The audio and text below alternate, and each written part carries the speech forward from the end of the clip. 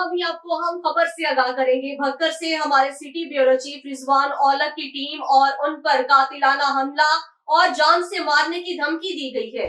जाली और 2 नंबर खाद बेचने वाले जहान खान के ताजिर चौधरी फारूक के बेटे मकसूद और राव के गुंडों का मलिक रिजवान ताहिर औलख और उसकी टीम पर हमला, मोबाइल फोन छीन लिया गया और रिकॉर्डिंग करने पर कैमरा भी छीन लिया गया।